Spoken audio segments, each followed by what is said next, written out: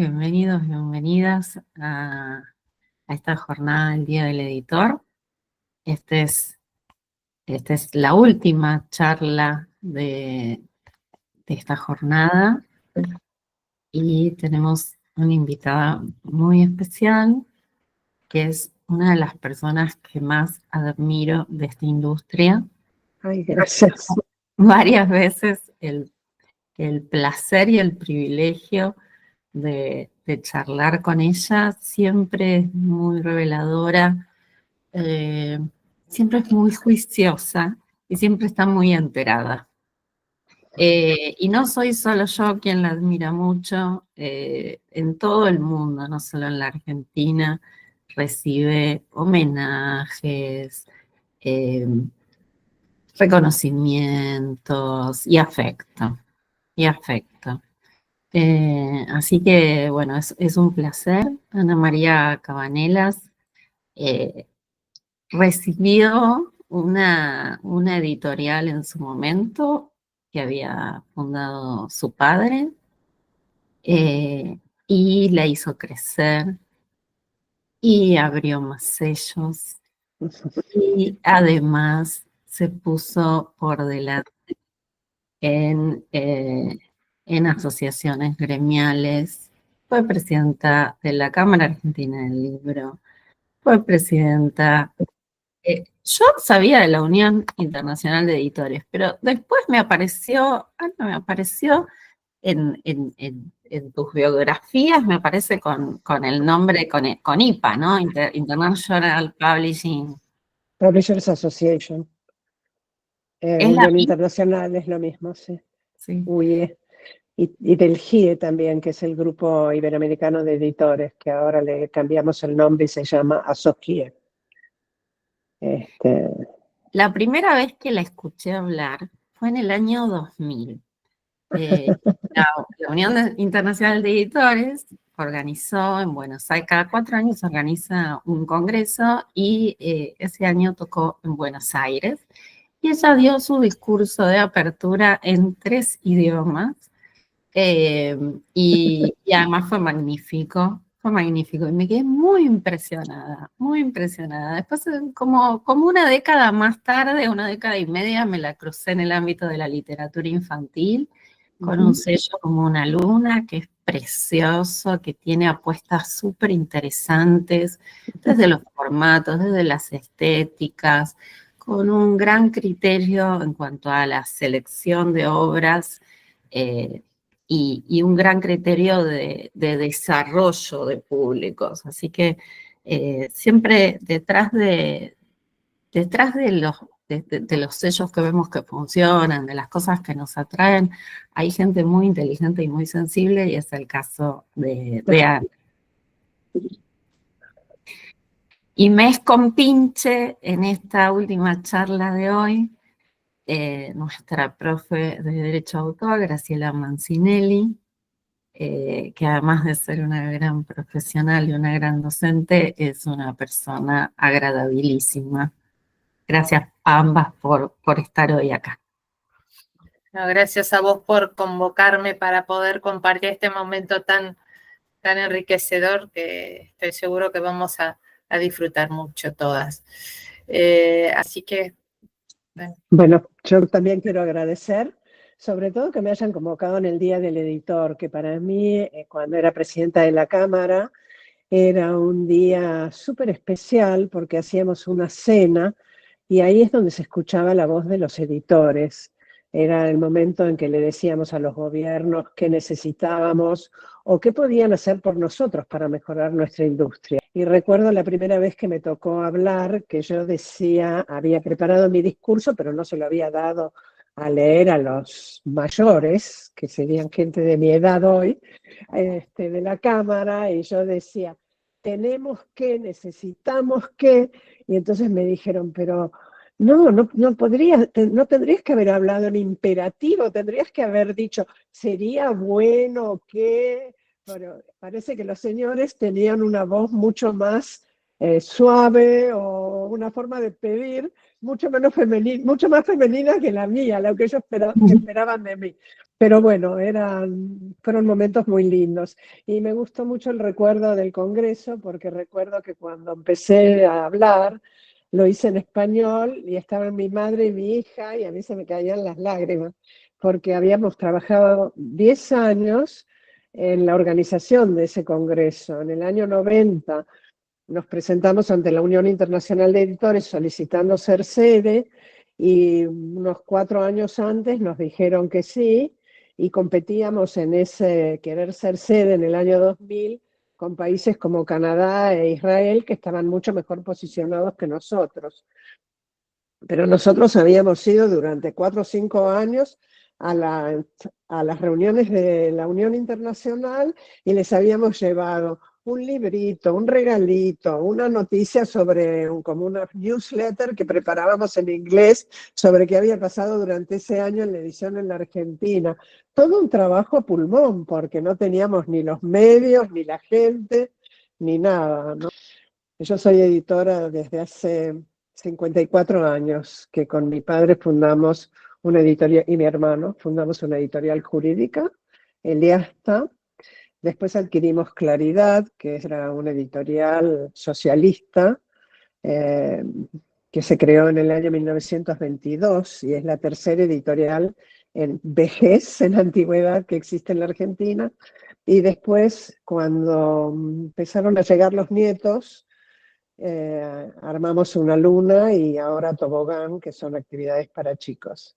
Pero bueno, los libros jurídicos la verdad es que se complicaron y los libros infantiles te dan satisfacciones que no son satisfacciones económicas como me daban los libros jurídicos, pero sí eso, ver al chico que llega a la feria y conoce el personaje del libro y todas esas cosas que son invalorables. Así que gracias por la invitación y gracias por la presentación. Bueno, lo que no dije es que además actualmente tenés un rol importante en CADRA y en lo que tiene que ver puntualmente con entidades de gestión de derechos. Y en este sentido, te convocamos especialmente porque, bueno, hoy la propiedad intelectual está ahí, al menos en debate, en riesgo de inteligencia artificial. ¿Vos cómo lo ves? Yo consideraba cuando en el año 2004 comencé en la presidencia de la Unión Internacional de Editores que me había tocado un momento muy difícil. Ustedes saben que ya en el Congreso del año 2000 acá en la Argentina el libro electrónico era como la vedette. De hecho, se crearon algunos metadatos como el DOI y fue presentado en ese congreso. Fue un congreso importantísimo porque significó un marcado inicio de los ebooks para el mundo. Y entonces hubo una persona de Microsoft que vino con una agenda y mostró cómo en su agenda él podía leer un libro y pronosticó que en unos 10 años estaríamos leyendo los diarios online y estaríamos en 20 años leyendo los libros online. Él no dijo exactamente que los libros iban a desaparecer, pero sí habló sobre que iba a predominar la pantalla sobre el papel. Pero todo el mundo interpretó que los libros iban a desaparecer y quedó grabado ese concepto. Yo creo que la fase en la que estamos hoy es mucho más peligrosa, mucho más intensa, mucho más abarcativa, por no decir algo más desagradable, que la fase de los ebooks o del Internet. Porque sabemos muy bien que para que todos estos sistemas de inteligencia artificial funcionen, han debido sustraer, absorber contenidos de muchísimos libros. Y no sabemos si esos libros que usaron eran libros legales, comprados, o si usaron libros pirateados, no sabemos absolutamente nada. Y además los sistemas de inteligencia artificial tienen muchísimas trabas para no permitir que uno sepa que están utilizando sus contenidos o no están utilizando sus contenidos. Ha habido varios juicios al respecto, son bastante complicados.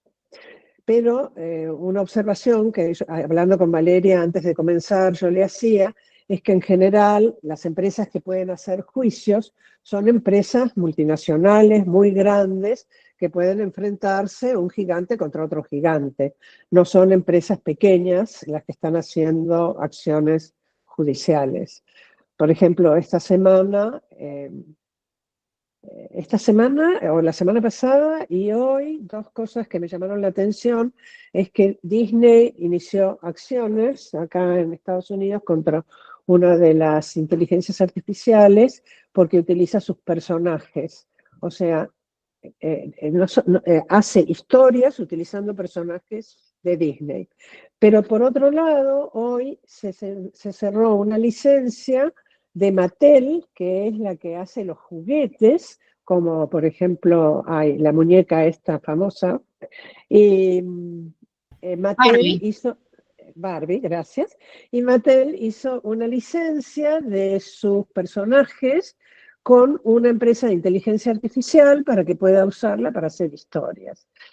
Entonces, este tema de hacer licencias no se estaba viendo hasta hará 2 años que empezaron a hacerse, o no, 1 año, que empezaron a hacerse licencias. Por ejemplo, una empresa como Wiley pudo hacer una licencia, pero como digo, son empresas muy importantes, no son las empresas que se manejan en la Argentina. Puede ser que Random House, pero no es una empresa argentina. Así que lo veo feo. Por otro lado, creo que Graciela me va a acompañar en esto. Yo creo que si bien estamos hablando constantemente de la necesidad de una nueva legislación lo único que va a hacer es balancear las necesidades de uso de los usuarios, perdón la redundancia, con las necesidades de los autores y los editores en nuestro caso. Porque claro, siempre estamos hablando de que los usuarios tienen que tener un acceso justo. Pero ¿y eso qué significa? Que esa ley o esa legislación lo que va a dar es pautas, pero a su vez va a dar algunas excepciones más de las que ya tenemos. La legislación actual, en pocas palabras, dice que el derecho de autor, una vez materializado, tiene derecho a ser remunerado y a que se respete los derechos morales del autor. Eso que no está en todas las legislaciones y que es importantísimo. De hecho, ustedes que son, entiendo que el público son alumnos de la carrera, yo les recomiendo que tomen como conducta siempre, antes de publicar algo, entregárselo al autor, porque entre el original que el autor les dio y el libro que ustedes van a publicar, hay un trabajo impresionante en el medio, ¿no? Un trabajo que la gente no entiende, se cree que somos meros impresores, pero no es así. Entonces, todo ese trabajo de edición, corrección, diagramación, etcétera, es un trabajo que está variando o modificando el original que les entregó el autor. Y eso no se puede hacer sin autorización del autor. Entonces yo, por ejemplo, todo libro que publico se lo envío terminado y no entra en imprenta hasta que el autor no me dice. No es que le hago firmar un documento, pero se lo mando por mail para que me conteste por mail y para que me quede una constancia de que está conforme con el contenido. De pronto me mandan 3 o 4 correcciones más, etcétera. Se lo dejo, a veces están 1 mes y les tengo que decir, che, dale, que si después querés ver la plata, y la plata no llega si no lo imprimo, pero la realidad es que tenemos mucho cuidado en que el autor nos apruebe, porque una coma ya puede ser motivo de discusión. Y entonces no necesitaríamos legislación, porque la inteligencia artificial toma un libro, lo absorbe completamente, lo vuelca a su sistema y luego lo utiliza de la manera que quiere. ¿Dónde está el derecho moral del autor? No existe para nada, porque lo va a entregar de a pedacitos en otro contexto, mezclado con el concepto de otro editor. Nada, queda totalmente desfigurado, por un lado. Y por el otro lado, ¿cuál fue la remuneración que hemos recibido por el uso de nuestros contenidos? El año pasado, en una reunión que organizó la Unión Internacional de Editores en Londres, vinieron a explicarnos sistemas, métodos o cómo podíamos hacer para detectar si algún libro nuestro estaba copiado por la inteligencia artificial. Por empezar, la inteligencia artificial tira cualquier verdura, ¿no? Porque yo estoy muerta desde el año 2015 y soy una excelsa música. Nací en Madrid y no sé cuántas cosas más me dijo la primera vez que consulté. Le dije, son todas mentiras, pero me pidió perdón, pero no sé, hasta ahí. Bueno, la cuestión es que como te tira verdura, yo dije, bueno, vamos a ver qué diccionario jurídico utilizaron. Entonces, inmediatamente le pedí la definición de derecho del trabajo del diccionario de derecho usual de Guillermo Cabanellas. Mi padre, que era especialista en derecho usual, en su definición de derecho de trabajo, utiliza unas 5 páginas. Es un diccionario de 6.000 páginas. Así que debe haber escrito 5 o 6 páginas. Ellos me dieron una definición que era un párrafo, largo, pero un párrafo. ¿Por qué? Porque no era del diccionario de derecho usual, era del diccionario jurídico elemental, que es un diccionario de 500 páginas o algo por el estilo. Entonces, claro, es un resumen del resumen del resumen. Y los tipos te dicen que era del diccionario de derecho usual. O sea, me robaron y me mintieron, cosa que me puso de muy mal humor. Pero sí, es complicado, es realmente complicado este tema. Hay varios juicios en este momento en varios países y los principales países que tienen juicios son Canadá, el Reino Unido, Holanda, Francia, Alemania, Corea del Sur, China, India y sobre todo Estados Unidos, donde se han hecho más juicios en este sentido. Pensaba en esto que nos estabas diciendo. Primero sí, la imposibilidad, porque realmente llevar adelante este tipo de juicios, como bien decías antes, para las pequeñas editoriales es prácticamente imposible. Y además, la magnitud de las obras con las que se ha entrenado la inteligencia. Es prácticamente un universo en el cual no podemos nosotros definir qué es lo que está dentro de, digamos, con derecho a autor y aquello que ya está en dominio público, etcétera, ¿no? Entonces, se hace cada vez más difícil.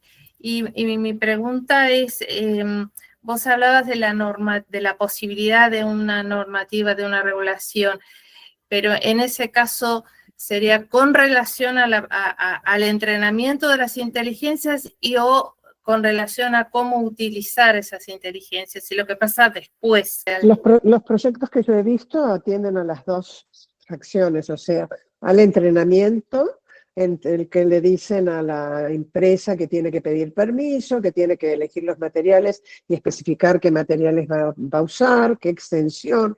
O sea, se está pidiendo transparencia, ¿verdad?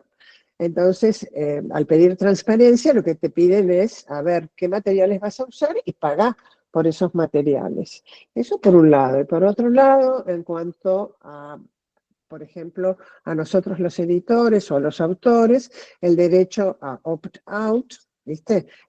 Si bien la inteligencia artificial hace un input de tu contenido, pero vos tenés derecho a salir especificándolo claramente, diciendo que no querés que se usen tus contenidos bajo ningún concepto en la inteligencia artificial. Yo comentaba que hay empresas como Random House y Planeta, por lo menos en España, que en la página de copyright tienen una frase, una frase que dice claramente que no se puede utilizar para la inteligencia artificial. Por otro lado, también la legislación trata de decir que los usuarios cuando usan inteligencia artificial, porque esa es otra cosa muy interesante, cuando usan inteligencia artificial tienen que especificar qué modelo de inteligencia o qué sistema de inteligencia artificial utilizaron. Yo, por ejemplo, vi por primera vez una presentación ahora en Río de un abogado que hablaba sobre inteligencia artificial y decía que su presentación los slides los había armado con tal sistema de inteligencia artificial y que las ilustraciones que le había adjuntado eran de tal otro sistema de inteligencia artificial. Bueno, me parece muy bien, el contenido es mío, pero yo usé la inteligencia artificial para esto y esto. Ustedes saben, Amazon tuvo que poner una reglamentación por la cual un proveedor de Amazon no puede subir más de 3 libros por día. Si ustedes alguna vez se les ocurre entrar a Amazon y ver libros infantiles, hacen una porquería, porque son todos iguales, todos los mismos dibujitos con 3 líneas y todas generalmente son libros sobre valores, ¿no? La alegría, la tristeza, esas cosas. Y, o sea que son bastante aburridos y bastante monótonos en cuanto a su aspecto visual, ¿no? Visualmente. Pero eran tal la cantidad de libros que empezaron a hacer con inteligencia artificial que Amazon puso esa regla, lo que no significa que no sigan subiendo libros hechos con inteligencia artificial, solamente que lo tienen que hacer un poquito más despacio, no 100 libros por día. También el derecho del lector, en este caso, ¿no? Del consumidor, de saber si lo que compra es una creación humana o no, o en qué medida. Al menos en educación hay como algunas recomendaciones que están bajando desde UNESCO, etcétera, Sí. de que, bueno, los profesores podemos hacer un material utilizando la herramienta de la inteligencia artificial, pero que parte de la honestidad intelectual es decir, hice esto con esta inteligencia artificial y en tal medida, ¿no? Claro, en una de las sugerencias de legislación vi algo que me pareció muy interesante, que era los grados del producto obtenido con la inteligencia artificial. Entonces, si esa inteligencia artificial se aplica para algo muy sencillito, bueno, hay que decir que se utilizó con inteligencia artificial y nada más. Pero si es algo, por ejemplo, una cosa de medicina que puede afectar a la salud de la gente, es imprescindible que además se añada quién ha verificado ese contenido. Porque los contenidos de la inteligencia, bueno, yo dije, manda verdura. Sí, los contenidos de la inteligencia artificial tienen que ser verificados, porque no siempre te dice algo que realmente es. Y vos estás, a lo mejor, tal cual, lo que dice acá Gino, gracias, vos estás utilizando un sistema que alguien tiene que verificarlo, si no, no sería ético. Como no es ético no informar que utilizaste inteligencia artificial, ¿verdad? Por un lado lo ético y por el otro lado, bueno, es muy interesante lo que trajeron tanto vos como Gino de estos validadores o verificadores, ¿no? Ante la posibilidad de lo que se llaman los espejismos, ¿no? Las ilusiones. Tal cual. No son tales, es la parte donde, bueno, arma con ladrillitos de lenguaje, pero no en relación con la verdad, si pudiéramos. Lo que pasa es que te contesta siempre. Y a veces no tiene el contenido. Algunas son un poquito más decentes y te dice, no, porque yo solamente tengo cargados contenidos entre tal año y tal año. Y eso que me preguntás no lo tengo. Hay gente que usa la inteligencia artificial todos los días para preguntarle todo. Yo termino usando Google como siempre, como cuando era chica. Me parece que me permite como seleccionar el contenido que yo quiero y que la inteligencia artificial no me permite seleccionar. Me da algo muy encuadrado y que no me permite elegir cuál de todas las respuestas, si hay más de una, es la que a mí me es afín. Te quería hacer una pregunta, esto desde algo que charlo con los alumnos. Estábamos viendo el tema de los contratos de edición. Y la pregunta es, ¿ya se están planteando las cláusulas en los contratos para definir si se puede o no utilizar inteligencia artificial por parte del autor? ¿Cómo se está Sí, pensando? en mi editorial, los últimos contratos que hice, yo puse que no permitía usar inteligencia artificial. Sin embargo, estoy por publicar ahora un libro y el autor armó 2 o 3 ilustraciones, armó la supuesta tapa de un libro, no del libro que vamos a hacer, ¿no? La supuesta tapa del libro lo puso como una ilustración, un libro de Oscar Wilde, y la hizo con inteligencia artificial. Entonces, como también es necesario poner los epígrafes de las fotos, quién sacó las fotos, cuándo sacó las fotos, y pedir permiso a Cadra para publicar esa foto, a Cadra o al fotógrafo, si lo conoces, si es el diario La Nación, al diario La Nación, pero lo puedes hacer a través de Cadra. Entonces le dije, no, bueno, si lo hiciste con inteligencia artificial, pues el autor hizo este modelo de tapa o esta tapa con inteligencia artificial. Hay que decirlo, porque de algún lado salió la tapa. Nada sale de así. Entonces, sí. Ahora estamos cuidando mucho el tema de la fotografía, que nunca se le había dado un espacio, pero el decreto que legalizó a Cadra de Fernández incluyó a los fotógrafos dentro de Cadra. Fue algo que no esperábamos, ni sabíamos que esto iba a ser así, ni lo habíamos pedido. Entonces estamos trabajando mucho con los fotógrafos, que realmente estaban dejados de la mano de Dios. Es increíble la cantidad de reclamos que hemos hecho en el transcurso de un año. Increíble. Sí, ellos estaban muy agradecidos con esta posibilidad de ser parte de Cadra, por lo menos por la gente de la Asociación de Fotógrafos, era como un reclamo, una necesidad que tenían. Sí, uno no lo comprende hasta que no ve la extensión del daño que les están causando, ¿no? Sí, muy interesante. Tengo una consulta, a partir de que se derogara el decreto de Fernández, igual los fotógrafos permanecen dentro de Cadra. Sí, claro, porque nosotros modificamos los estatutos de acuerdo al decreto de Fernández y fueron aceptados por la IGJ. En consecuencia, Cadra ahora también tiene en su pantalla, en su web, cuáles son las tarifas, lo cual le da mucha más certeza a la entidad que antes, que no había un tarifario publicado. Y no solamente eso, sino que, bueno, tenemos a los periodistas y a los medios de prensa. En las últimas jornadas Cadra se hacía mucha referencia a lo que significa inteligencia artificial para los traductores. Sí. Me gustaría si vos nos podés contar un poco qué está pasando con los traductores y la inteligencia artificial.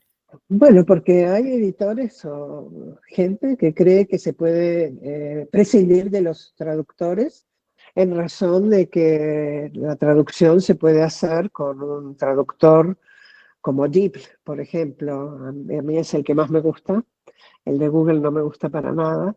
Pero claro, pasa exactamente lo mismo que hablábamos sobre la ética y la accuracy, la exactitud de los conceptos. Una traducción hecha con un traductor no siempre está reflejando el contenido de lo que ha dicho un autor. Primero porque no todas las palabras las hace una interpretación de palabra por palabra y no hace una interpretación del texto, un traductor de estos online. Y eso perjudica a la lectura. No es lo mismo una cosa escrita por un traductor que se especializa en literatura. Yo, por ejemplo, Conocí a una chica checoslovaca que se especializaba en varios autores checos. Los conocía personalmente, cuando hacía la traducción hablaba con ellos, consultaba los términos, ¿qué quisiste decir en esta frase? Nada de eso puede hacer un traductor online.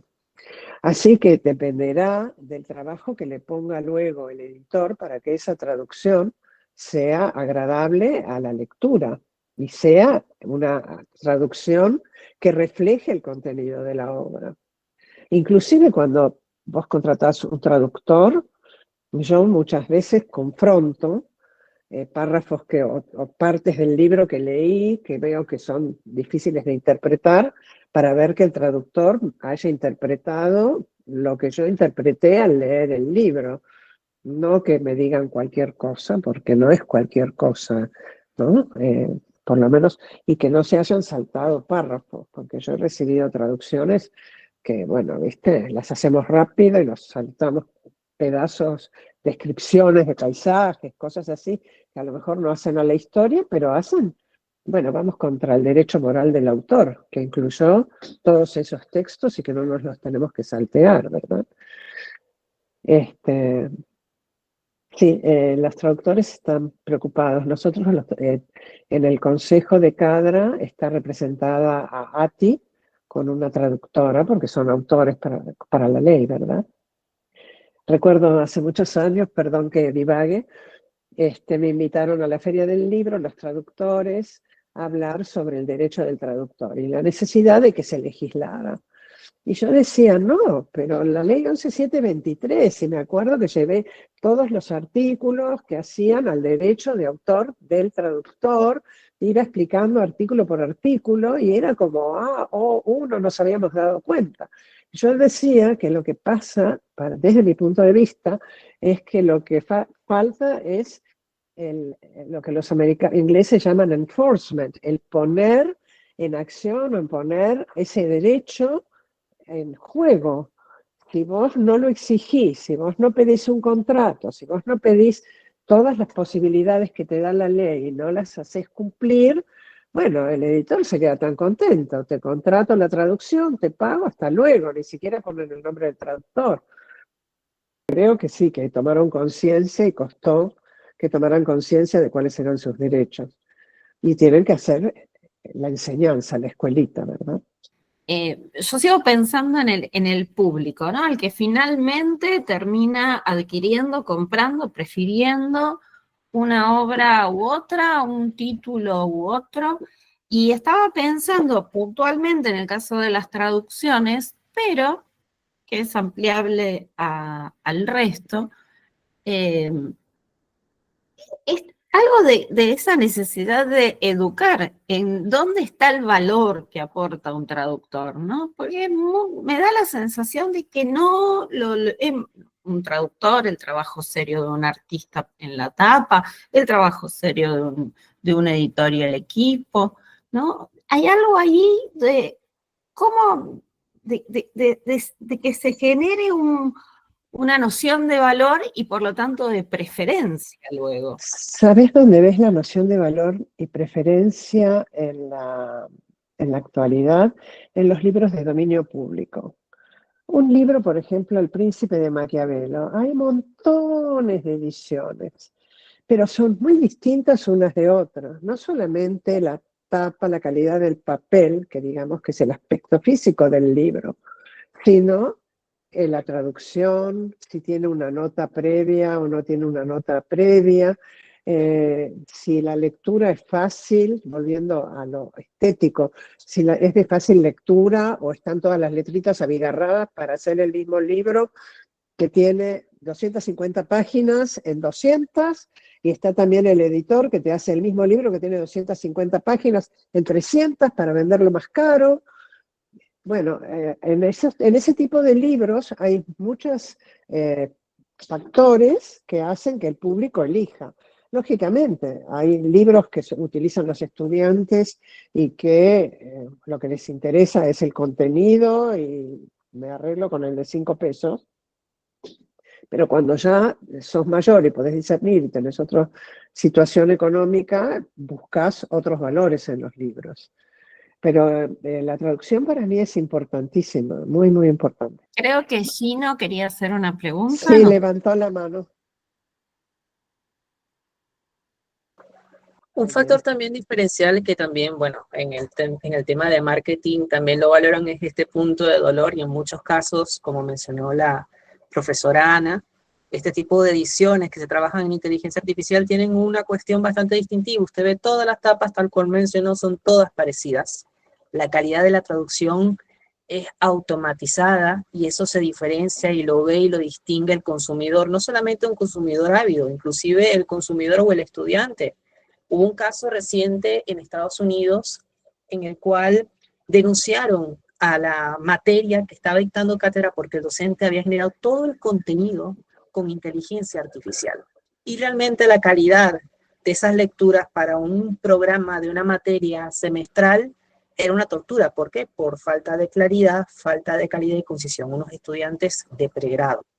Y eso yo creo que es también algo distintivo que pueden apoyarse muchas editoriales y traductores, demostrar, miren, esto es lo que produce la inteligencia artificial y nosotros podemos lograr de esto que ustedes ven tan automatizado y estructurado, que no tiene humanización, algo que realmente está alineado a la esencia del texto, a pesar de que, bueno, el traductor es otro autor, es conexo, la traducción no es, como usted mencionó, 100% del texto original, es una versión de ese texto, pero este traductor tiene un acercamiento un poquito más pragmático y más cercano a buscar que el otro, el ser humano que está al otro lado, pueda comprenderlo y se preocupa en esa legibilidad. Y yo creo que eso es un valor diferencial que hay que resaltar. Todas las editoriales y todos los diseñadores que se encarguen de diseño editorial, utilizar ese punto para apoyarse allí y poder destacar el valor de la edición y del diseño humanizado, como podría decirse. Respecto a la palabra humanizado, me recuerda, ya sé que Jimena levantó la mano, pero perdón, quiero hacer una acotación.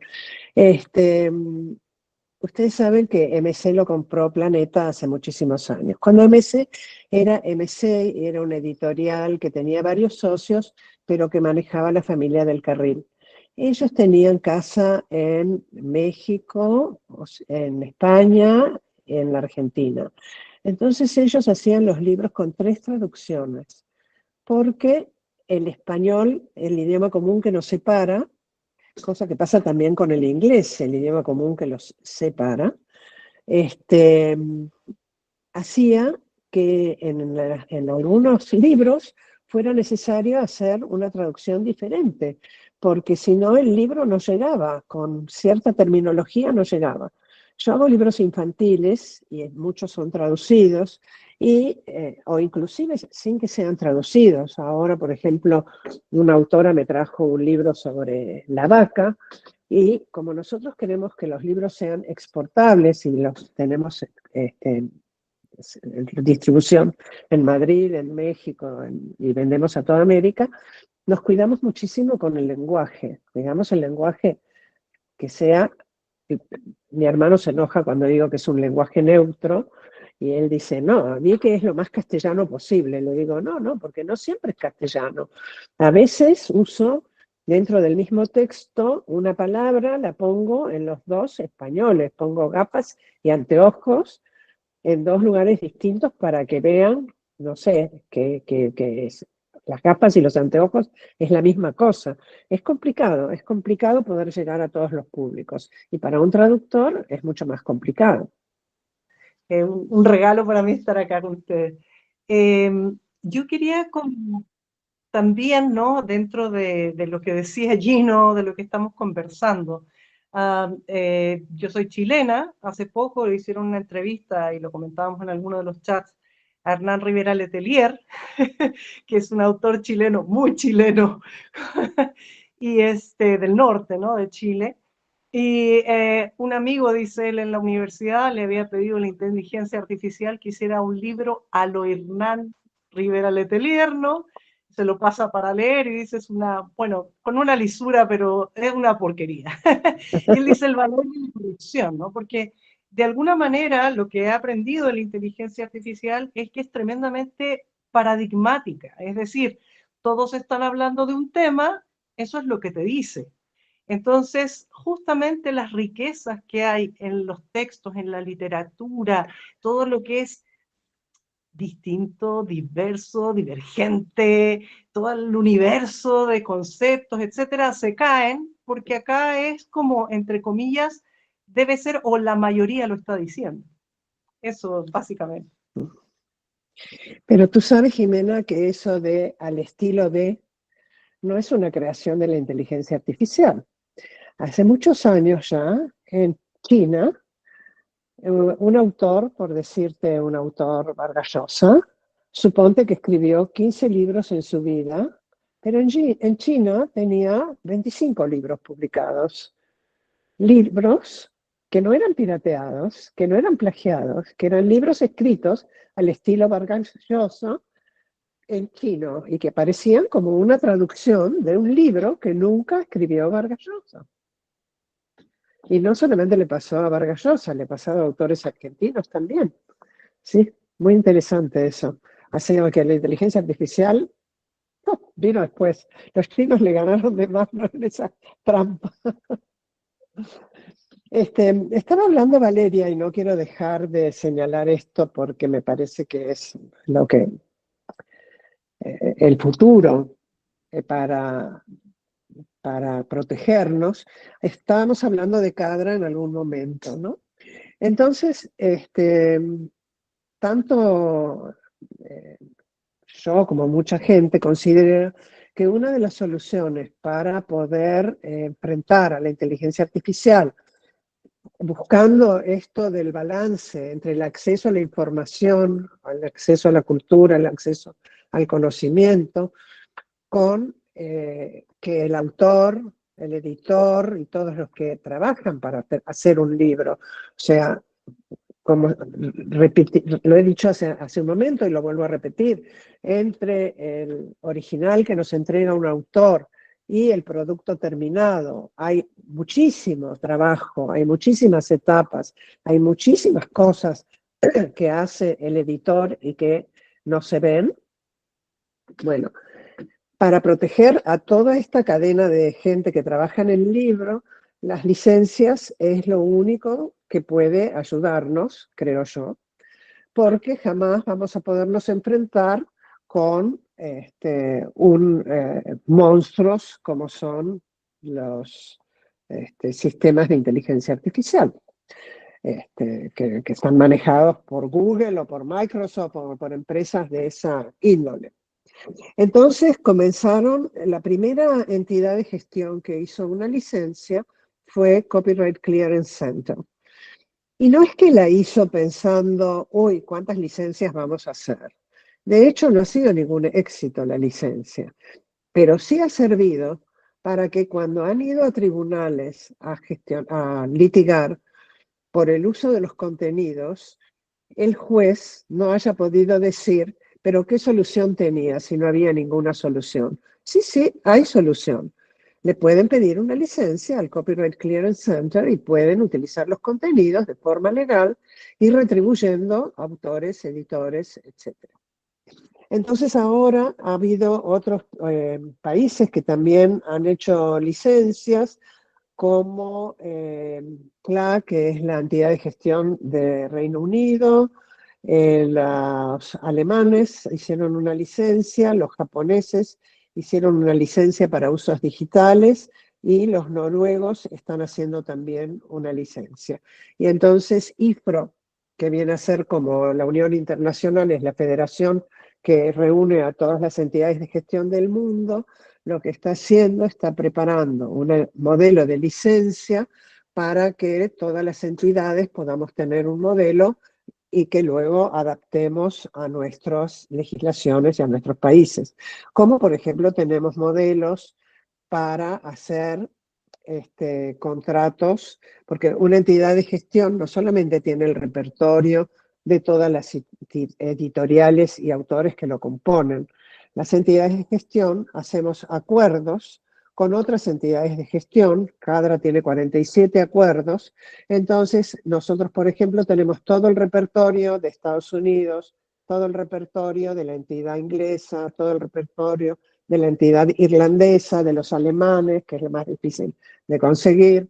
Los suecos no dan licencia, nadie tiene una licencia de los suecos, pero de los noruegos, de los finlandeses, de muchísimos países. Entonces, todo eso integra nuestro repertorio de España. Todo eso integra nuestro repertorio. Entonces, cuando nosotros le damos una licencia a una universidad para que sus alumnos puedan acceder a nuestros contenidos y hacerlo dentro de la legalidad, le estamos dando todo este universo de repertorio para que puedan acceder. Y para hacer esos acuerdos, la entidad de IFRO ha hecho acuerdos modelo y nosotros trabajamos sobre esos acuerdos modelo. Hay algo, digo esto como pensando entre colegas, ¿no? Pero me Sí. parece que hay dos cosas que no se terminan de valorar del todo, y una es esto de la construcción a través de entidades, a través de asociaciones, ¿no? Esto que vos estás resaltando y que a mí me parece tremendamente valioso e importante, ¿no?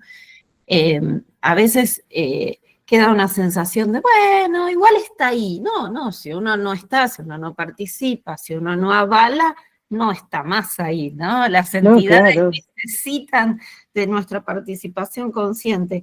Y la otra cosa que también me preocupa en este proceso particular con las inteligencias artificiales es hasta dónde, hacia adentro del sector, no es por hablar mal de nadie, digo, pero hasta dónde se nos está yendo de la vista el propio valor de todos esos trabajadores. Bueno, me ahorro, ¿no? Me ahorro el ilustrador para la tapa, me ahorro, y algo donde uno dice, bueno, algo se va empobreciendo y algo se va, incluso yo a veces pensaba, con esto de que las inteligencias artificiales se entrenan con lo que hay disponible, pongámosle, en algún momento se van a terminar entrenando con lo que ellas mismas generaron, más que con la producción humana, y algo ahí de lo endogámico, no sé cómo expresarlo mejor, pero ahí esa es una preocupación. Es que eso que vos decís es así. La gente está ignorando a todas las personas que te dan un servicio y que se prepararon para que el libro sea lo que es. El libro no es lo que es solamente porque hay un editor y un editor que lo pone en el mercado. El libro es lo que es por todos los que trabajan en el medio.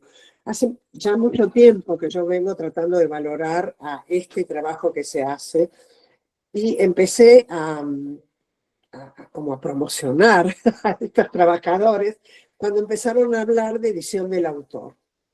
Porque sí, es muy lindo la edición del autor, pero la edición del autor puede ser una chapucería muy grande si el autor cree que escribe un libro y si el autor cree que lo lee la mamá y el papá y se lo corrigen y ya lo publica. Sí, entonces, ¿dónde está la edición? ¿Dónde está la cohesión? Es muy importante el trabajo que hace una editorial, porque no es lo mismo, no es lo mismo.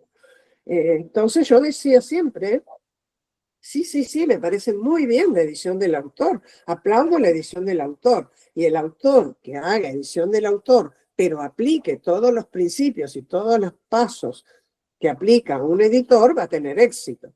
Ahora, el que me va a entregar el libro tal cual sale de la computadora, cero corrección, seguro que no va a tener éxito. Es así. Bueno, pues esto es exactamente lo mismo. A lo mejor un libro escrito con inteligencia artificial al que se le pone todo el trabajo posterior puede llegar a estar bien, pero estuvo el humano en medio. Si no, es como decía Gino, ¿no? Son todos igualitos, no sé, duritos.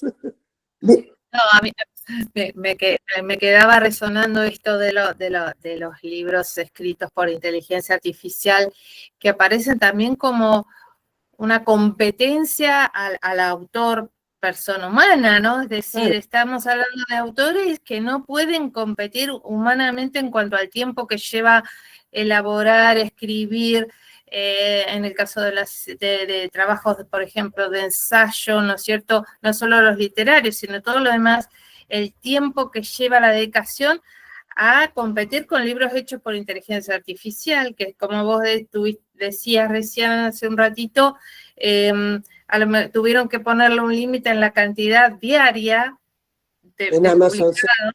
Exacto, entonces realmente eso creo que es una competencia más que desleal para el autor y las editoriales que se dedican, ¿no?, a la publicación de... Sí, también sabemos que hay autores muy importantes, o sea, muy importantes, muy famosos o bestsellers, que utilizan un equipo de investigadores. O sea, un autor que escribe y habla sobre tal periodo histórico, a lo mejor usó investigadores para que poder reflejar ese periodo histórico con exactitud, como, o la ropa que se usaba en ese momento.